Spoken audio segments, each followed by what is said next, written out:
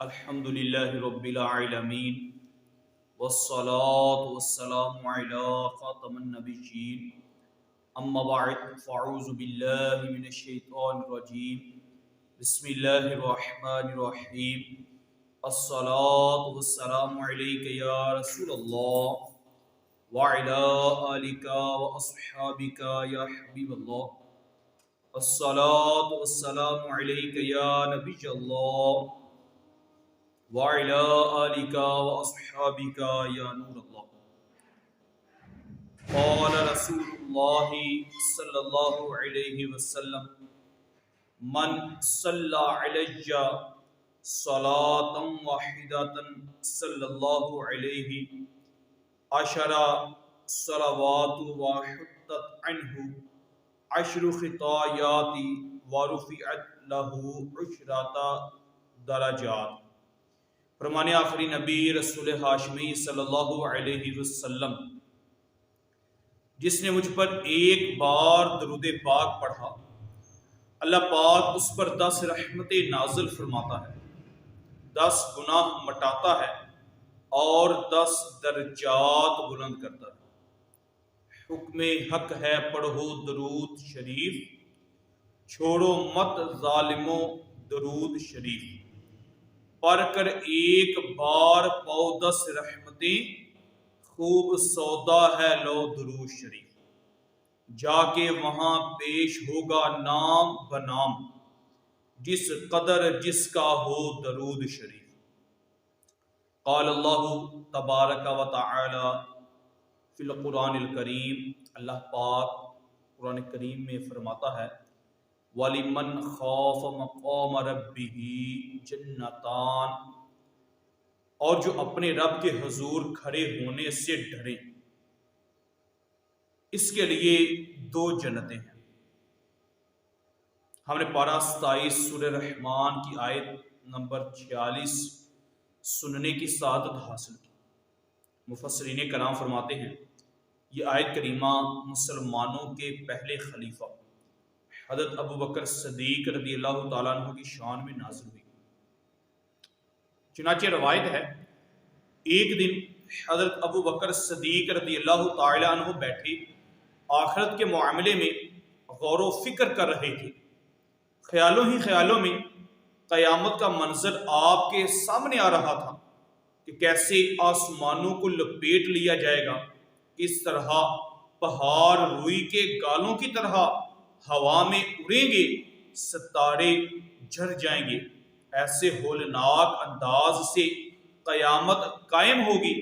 پھر محشر کا میدان، میزان عمل، اور پھر جنت دوزخ کا معاملہ۔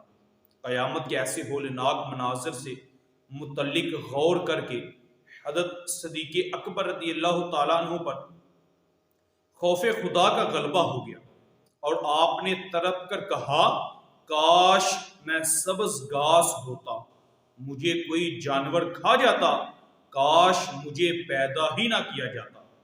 حضرت صدیق اکبر رضی اللہ تعالیٰ عنہ اس طرح غور و فکر کر رہے تھے تو اس پر یہ آیت کریمہ نازل ہوئی۔ اللہ پاک نے فرمایا وَلِمَنْ خَافَ مَقَامَ رَبِّهِ جَنَّتَانِ، اور جو اپنے رب کے حضور کھڑے ہونے سے ڈرے اس کے لیے 2 جنتیں ہیں۔ اس سے معلوم ہوا حضرت صدیق اکبر رضی اللہ تعالی عنہ جنتی ہیں اور آپ کو 2 جنتوں کی خوشخبری سنائی گئی۔ اللہ پاک نے فرمایا وَلِمَنْ خَافَ مَقَامَ رَبِّهِ جَنَّتَانِ، اور جو اپنے رب کے حضور کھڑے ہونے سے ڈرے اس کے لیے 2 جنتیں ہیں۔ حضرت مجاہد رحمۃ اللہ تعالی علیہ بہت بڑے عالم ہیں، تابعی بزرگ ہیں، آپ فرماتے ہیں اس آیت کریمہ کا مطلب یہ ہے کہ کوئی بندہ گناہ کا ارادہ کرے پھر اسے اللہ پاک کے حضور حاضر ہونا، روز قیامت ہر عمل کا حساب دینا یاد آ جائے اور وہ خوف خدا کے سبب گناہ کا ارادہ ترک کر دے، گناہ چھوڑ دے، ایسے خوش نصیب بندے کے لیے 2 جنتیں ہیں۔ سبحان اللہ۔ غور فرمائیے، اللہ پاک سے ڈر کر اس کے حضور حاضری ہوگی۔ اس بات کو یاد کر کے جو بندہ گناہ سے بچ جائے اس کا کیسا زبردست انعام ہے۔ ایسے خوش نصیب کو 2 جنتیں عطا کی جائیں گی۔ 2 جنتیں بھی کیسی عالی شان ہوں گی، سنیے، اللہ پاک فرماتا ہے ذواتن افنان، شاخوں والی ہیں، یعنی ان جنتوں میں پھلوں سے لدے ہوئے باغات ہیں، ہر شاخ پر قسم قسم کے میوے لگے ہوئے ہیں۔ فیہما عینان تجریان، ان میں 2 چشمے بہہ رہے ہیں، یعنی ان دونوں جنتوں میں صاف اور میٹھے پانی کے چشمے بہہ رہے ہیں۔ ایک چشمے کا نام تسنیم ہے اور ایک کا نام سلسبیل ہے۔ فیہما من کل فاکہۃ زوجان، ان دونوں جنتوں میں ہر پھل کی 2 قسمیں ہیں، یعنی ان جنتوں میں 2 قسم کے پھل ہیں۔ بعض ایسے ہیں جیسے پھل دنیا میں بھی دیکھے گئے، اور بعض ایسے نرالے ہیں جو کبھی کسی نے نہیں دیکھے۔ سبحان اللہ، ایسے بے مثال جنتیں ہیں۔ کس کے لیے؟ جو اللہ پاک سے ڈرے اور ڈر کر گناہ چھوڑ دے۔ میرے اشک بہتے رہیں کاش ہر دم تیرے خوف سے یا خدا یا الہی، تیرے خوف سے تیرے ڈر سے ہمیشہ میں تھر تھر رہوں کانپتا یا الہی۔ گناہوں نے میری کمر توڑ ڈالی، میرا حشر میں ہوگا کیا یا الہی۔ مسلمانوں کے دوسرے خلیفہ حضرت عمر فاروق اعظم رضی اللہ تعالیٰ عنہ کے دور مبارک کی بات ہے۔ ایک نوجوان بہت متقی پرہیزگار تھا۔ حضرت عمر رضی اللہ تعالیٰ عنہ بھی اس کی عبادت گزاری دیکھ کر حیران ہوا کرتے تھے۔ وہ نوجوان جب نماز عشاء پڑھ کر گھر جاتا تو راستے میں ایک خوبصورت عورت اسے اپنی طرف بلاتی، لیکن وہ نیک طبیعت نوجوان اس طرف بالکل توجہ نہ کرتا، نگاہیں نیچے کیے گزر جایا کرتا۔ ایک دن جب وہ گزر رہا تھا، عورت نے اسے اپنی طرف بلایا تو وہ نوجوان بھی اس طرف مائل ہو گیا، لیکن جیسے ہی عورت کے قریب پہنچا تو اسے اللہ پاک کا یہ فرمان یاد آ گیا۔ کون سا فرمان؟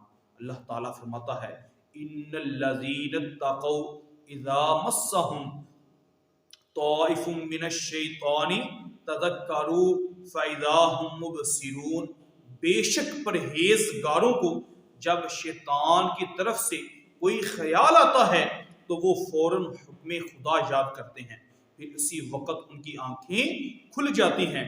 اس آیت کریمہ کے یاد آتے ہی اس کے دل پر اللہ پاک کا خوف خدا غالب آیا اور وہ بے ہوش ہو کر زمین پر گر پڑا۔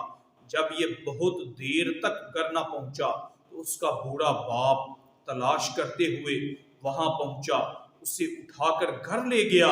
جب نوجوان کو ہوش آیا تو اس نے اپنے والد کو تمام واقعہ سنایا۔ واقعہ سناتے سناتے جب اس نے دوبارہ وہ آیت کریمہ پڑھی تو دوبارہ خوف خدا غالب آیا۔ اس نے ایک زوردار چیخ ماری اور اس کا دم نکل گیا۔ رات ہی کو غسل کفن کا انتظام کر کے اسے دفن کر دیا گیا۔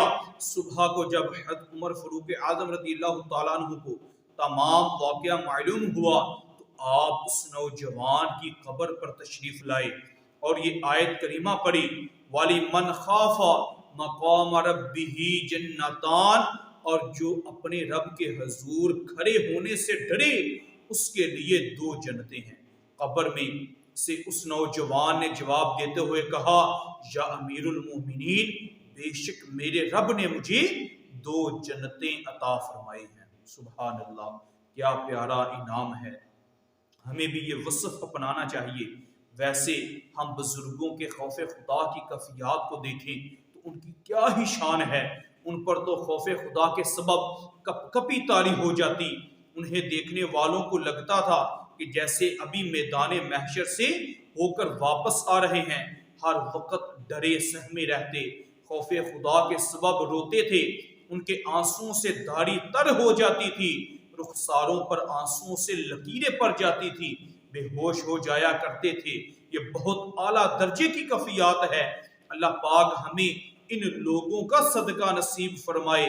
کم سے کم اتنا خوف خدا تو ہر مسلمان کے اندر ہونا چاہیے کہ جب ہمارے دل میں گناہ کا خیال آئے، شیطان ہمیں گناہ کی دعوت دے، تو ہمیں اللہ پاک کے حضور کھڑے ہونا یاد آ جائے، تصور بند جائے کہ وہ قیامت کا ہولناک دن جب سورج آگ برسا رہا ہوگا، زمین تانبے کی ہوگی، دہک رہی ہوگی، لوگ اپنے ہی پسینے میں ڈبکیاں لے رہے ہوں گے، اگلے پچھلے سب حاضر ہوں گے، سامنا قہر کا ہوگا۔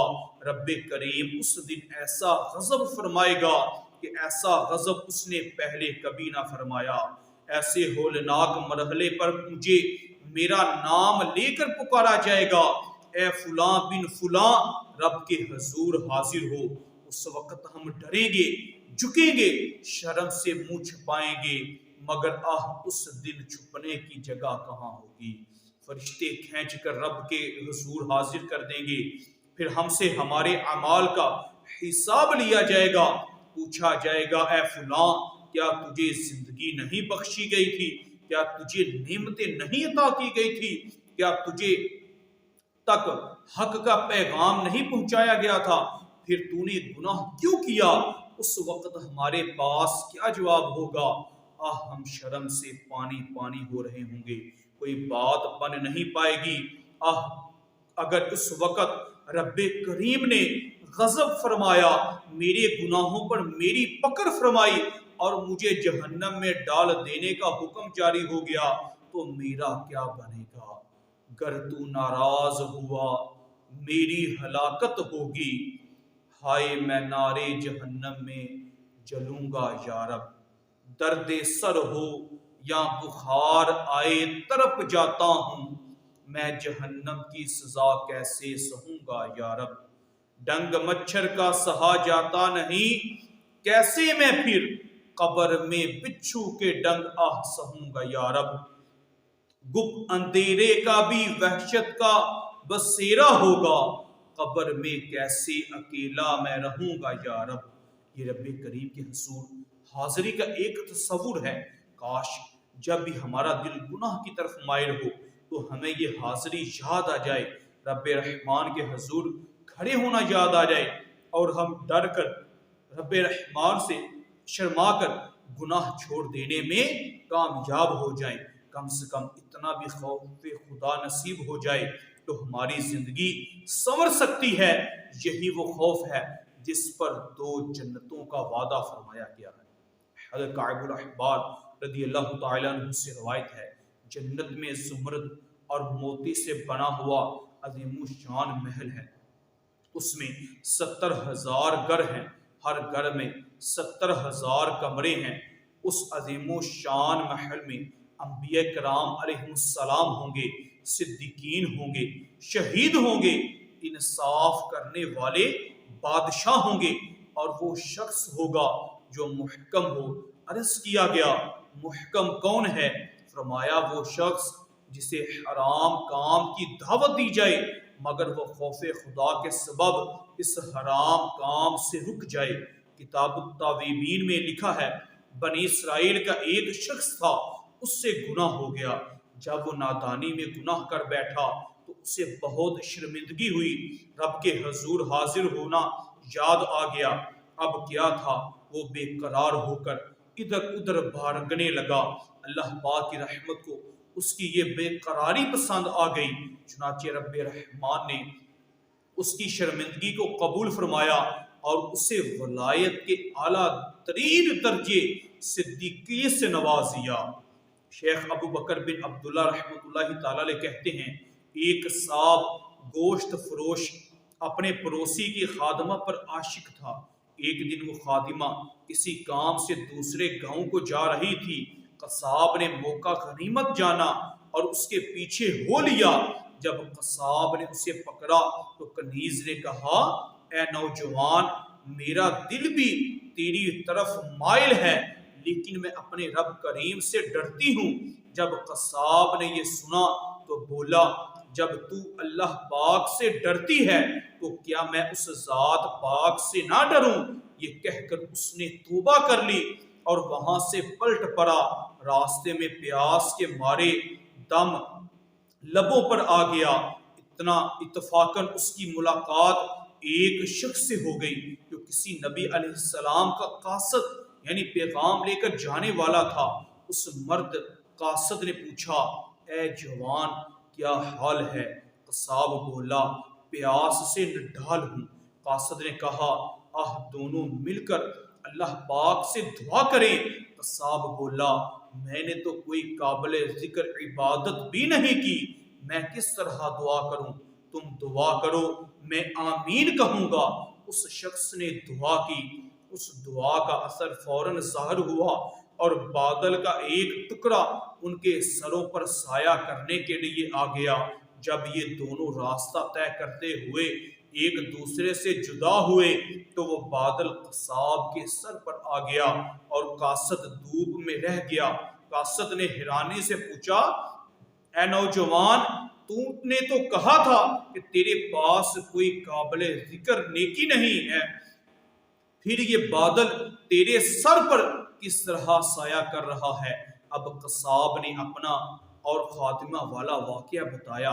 یہ سن کر قاصد بولا، تو نے سچ کہا، اللہ پاک کے حضور میں جو مرتبہ توبہ کرنے والے کا ہے وہ کسی دوسرے کا نہیں ہے۔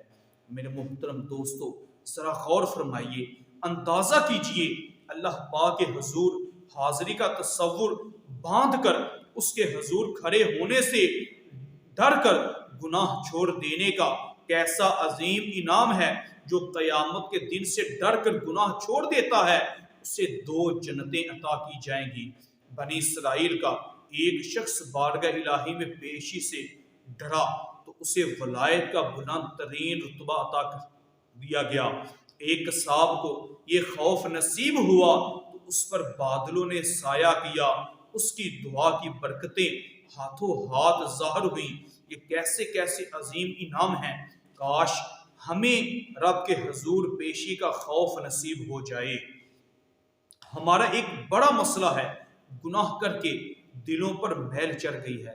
اب ہمیں گناہوں کی سنگینی محسوس نہیں ہوتی، یہ احساس نہیں ہو پاتا کہ میں کس کی نافرمانی کر رہا ہوں، اور یہ دل کی یہ کیفیت بڑے خطرے کی نشانی ہے۔ حدیث پاک میں ہے، مومن اپنے گناہوں کو اس طرح دیکھتا ہے جیسے وہ کسی پہاڑ کے نیچے بیٹھا ہے اور ڈرتا ہے کہ کہیں وہ پہاڑ اس پر گر نہ جائے، جبکہ منافق اپنے گناہ کو ایسا دیکھتا ہے گویا ایک مکھی ہے جو اس کی ناک پر سے گزر گئی۔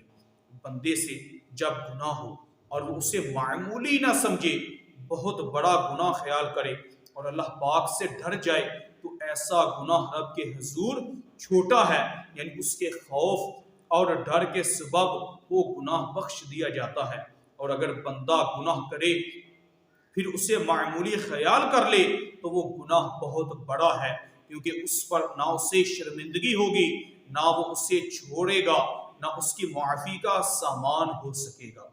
حضرت عوام بن خشاب رحمۃ اللہ تعالی علیہ فرماتے ہیں، گناہ ہو جانے کے بعد 4 برائیاں ایسی ہیں جو گناہ سے بھی زیادہ بری ہیں۔ نمبر 1 استغفار، یعنی گناہ کو معمولی سمجھنا۔ نمبر 2 اعتراض، غافل ہونا۔ نمبر 3 استبشار، یعنی خوش رہنا، اللہ پاک کے حضور حاضری سے خوف نہ کھانا۔ نمبر 4 اصرار، یعنی گناہ پر جم جانا، توبہ نہ کرنا۔ گناہ ہو جانا انسان کی فطرت ہے، یعنی ہم جیسے عام انسانوں سے گناہ ہو ہی جایا کرتے ہیں، مگر ہمیں ان 4 برائیوں سے تو بچنا ہی چاہیے۔ گناہ ہو جائے تو اسے معمولی نہ سمجھیں، یہ نہ کہیں کہ کچھ نہیں ہوا، چھوٹی سی غلطی ہی ہوئی ہے، اللہ پاک رحمان ہے، بخش دے گا۔ یہ بہت بڑی نادانی ہے۔ ہوا ہے بہت کچھ ہوا ہے، اللہ پاک جو جبار قہار ہے اس کی نافرمانی ہوئی ہے، کیا یہ معمولی بات ہے؟ نہیں نہیں، ہرگز نہیں، یہ معمولی بات نہیں ہے، بہت بڑی بات ہے۔ گناہ پر مغرور نہ ہو جائیں۔ گناہ ہو گیا ہے تو اب خوش نہ ہوں، ڈرے مجھ سے گناہ ہو گیا، ہائے ہائے میں رب کے حضور اس منہ سے جاؤں گا، کیا جواب دوں گا، یہ سوچ کر ڈر جائیں، قبر و حشر کا تصور باندھ کر پریشان ہو جائیں، انشاءاللہ کریم یہ شرمندگی کام آ جائے گی۔ اور چوتھی بات، یہ گناہ ہو گیا تو اب اس پر جم نہ جائیں، جلد سے جلد گناہ چھوڑیں اور توبہ کی طرف بڑھیں۔ اللہ پاک ہم سب کو عمل کی توفیق نصیب فرمائے۔ شب برات میں کام کرنے والے، الحمدللہ شب برات تشریف لا رہی ہے، بہت برکتوں والی عظمتوں والی رات ہے۔ اس رات میں اللہ پاک اپنے بندوں پر خصوصی رحم فرماتا ہے، لاکھوں لاکھ گناہ گاروں کی بخشش کر دی جاتی ہے، دعاؤں کی قبولیت اور روزی تقسیم ہونے کی رات ہے۔ اس رات رزق میں برکت کے لیے جو دعا مانگی جائے قبول ہوتی ہے۔ ہمارے پیارے آقا مدینے والے مصطفیٰ صلی اللہ علیہ وسلم نے فرمایا، جب شعبان کی درمیانی یعنی 15ویں رات آئے تو اس رات قیام یعنی عبادت کرو، دن کو روزہ رکھو، بے شک اس رات سورج غروب ہوتے ہی اللہ پاک اپنی شایان شان آسمان دنیا پر تجلی فرماتا اور ارشاد فرماتا ہے کوئی مجھ سے مغفرت مانگنے والا کہ میں اسے معاف کر دوں، ہے کوئی رزق مانگنے والا کہ اسے رزق عطا کر دوں، ہے کوئی پریشان حال کہ میں اس کی پریشانی دور فرماؤں، کوئی ایسا طلوع فجر تک یوں ہی اعلان ہوتا رہتا ہے۔ شب برات بہت نازک رات ہے۔ اللہ پاک نے فرمایا فیہا یفرق کل امر حکیم، اس رات میں ہر حکمت والا کام بانٹ دیا جاتا ہے۔ حضرت عطا بن یسار رحمۃ اللہ تعالی علیہ فرماتے ہیں، جب نصف شعبان کی رات یعنی شب برات آتی ہے تو حضرت ملک الموت علیہ السلام کو ایک صفحہ یعنی چھوٹی کتاب ورق دیا جاتا ہے اور حکم ہوتا ہے اس میں جن کے نام لکھے ہیں ان کی روح اس سال قبض کر لینا۔ آدمی شادی بیاہ میں مصروف ہوتا ہے، گھر کی تعمیر و ترقی میں لگا ہوتا ہے، جبکہ اس کا نام مردوں کی فہرست میں لکھا جا چکا ہوتا ہے۔ بے وفا دنیا پہ مت کر اعتبار، تو اچانک موت کا ہوگا شکار، موت آ کر ہی رہے گی یاد رکھ، جان جا کر ہی رہے گی یاد رکھ۔ شب برات کو اعمال نامے تبدیل ہوتے ہیں، لہٰذا اس رات کی برکتیں لوٹنے، مغفرت و بخشش کی خیرات پانے کے لیے بہتر ہے کہ شب برات آنے سے پہلے یہ 3 کام لازمی کر لیں۔ نمبر 1، 14 شعبان المعظم کی شام سورج ڈوبنے کے وقت کیونکہ پچھلے سال کا اعمال نامہ لپیٹ دیا جاتا ہے، اس لیے بہتر ہے کہ شب برات آنے سے پہلے توبہ کر لی جائے۔ حدیث پاک میں ہے، ہمارے پیارے آقا مدینے والے مصطفیٰ صلی اللہ علیہ وسلم کا فرمان ہے، گناہ سے توبہ کرنے والا ایسا ہے گویا اس نے گناہ کیا ہی نہیں۔ خیال رہے ہمارے ہاں توبہ کو بہت ہلکا لیا جاتا ہے، بعض لوگ رخسار پر ہلکی سی چپٹ مار کر کہہ دیتے ہیں توبہ توبہ، بعض ناک اور کانوں کو ہاتھ لگاتے ہیں، کچھ لوگ اپنی زبان دانتوں تلے دبا کر 2-4 بار توبہ توبہ کہہ دیتے ہیں، یہ توبہ نہیں، سچی توبہ کے بغیر 3 رکن ہیں۔ نمبر 1، گناہ پر اس لیے شرمندہ ہونا کہ وہ اللہ پاک کی نافرمانی ہے۔